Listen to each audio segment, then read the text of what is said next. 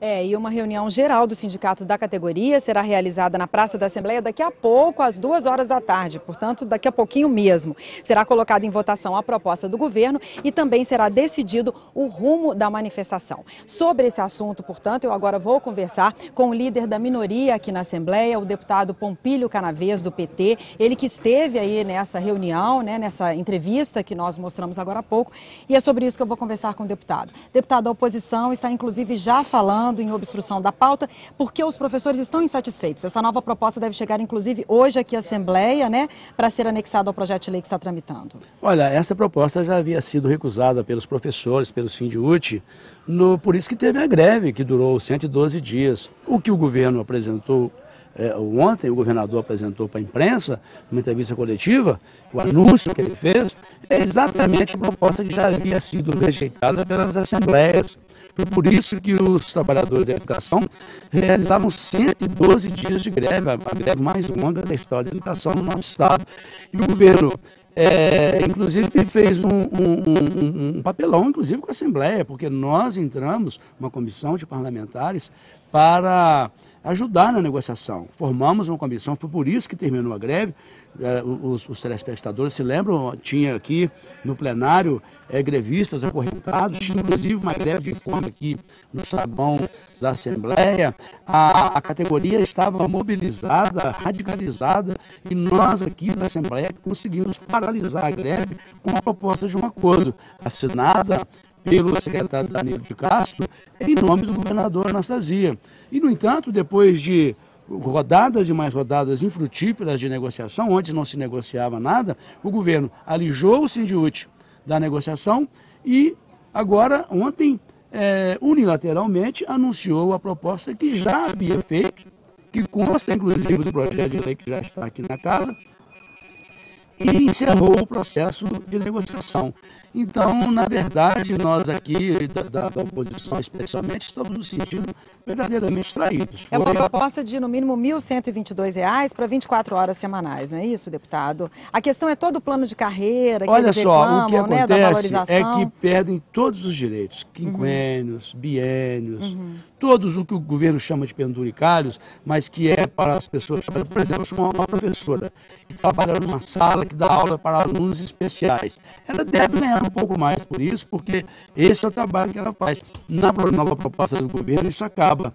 Então, os direitos que as professoras têm por trabalhar, às vezes em situações mais especiais, não vão existir mais. O que o governo fez foi acabar com todas as vantagens que os educadores tinham e mandar para a Assembleia para votar em tempo recorde uma proposta que já havia sido, quero repetir isso, frisar isso bem, recusada pelos professores. Os 112 dias de greve foram por causa disso. Do jeito que o governo apresentou para a imprensa, fica parecendo que é uma grande coisa. Mas, é que nós não temos tempo de falar sobre a proposta inteiramente aqui, mas a proposta era que já havia sido feita e não interessa aos trabalhadores da educação, já que congela a carreira e, na prática, acaba com a carreira da educação. Agora, o senhor acredita, deputado, numa retomada do movimento aí? O senhor está falando exatamente do tanto que a greve durou. Com essa situação, o senhor acredita, pelos ânimos aí, os professores podem, inclusive, retomar o movimento de greve? O que dá para sentir nessa reunião? Não é fácil, mas é possível, porque os educadores também estão se sentindo enganados, aqueles que realizaram 112 dias de greve. Realmente tem uma indignação. Agora vai acontecer, daqui a pouquinho, uma assembleia, aqui na porta da Assembleia, inclusive, e eles vão definir o futuro. Mas a retomada do movimento de paralisação é uma das alternativas. E os deputados pretendem pressionar, a oposição deve pressionar aqui também. Vamos fazer tudo que for possível para não ser aprovado esse projeto de lei do jeito que está, porque do jeito que está esse projeto de lei, é ruim, é nocivo para a educação do nosso Estado.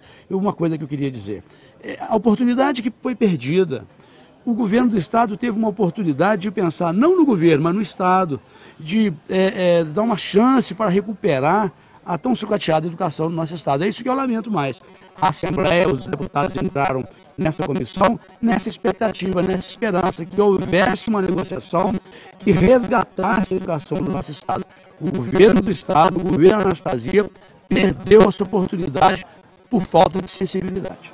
Deputado, mudando de assunto agora, o senhor também vai fazer uma palestra no CREA, né, no Conselho de Engenharia e Arquitetura. O CREA está discutindo o transporte, o senhor foi convidado para falar sobre hidrovias. O senhor vai falar sobre hidrovias como alternativa também aí de transporte? Como você disse, o CREA está realizando um seminário sobre os transportes no Estado, os gargalos do transporte no Estado, as dificuldades que nós temos no nosso desenvolvimento, porque Minas está crescendo, está desenvolvendo, mas não tem estradas, não tem ferrovias. E os nossos rios, a nossa região é que tem mais rios, os principais rios nascem aqui em Minas Gerais. E eu tenho há muito tempo um projeto de criação de uma hidrovia no Lago de Furnas. Então vou fazer uma palestra sobre hidrovia, junto com um argentino que vem falar também sobre hidrovia na Argentina. Eu falarei sobre isso, darei uma palestra sobre a criação de hidrovias e sobre hidrovias no Brasil de maneira geral. O nosso país, o Brasil, tem mais rio que os Estados Unidos, no entanto não utiliza. É pouco explorado esse tipo de Muito transporte. pouco explorado, é preciso explorar mais, porque, como eu já disse, nós não temos novas rodovias sendo construídas, nem ferrovias. E a produção agrícola, a produção industrial, a produção pecuária, só aumentando e não tem por onde escoar, superlotando as nossas estradas, colocando a vida das pessoas em risco, danificando as nossas cidades e sendo que temos grandes rios perfeitamente navegáveis que poderiam ser utilizados.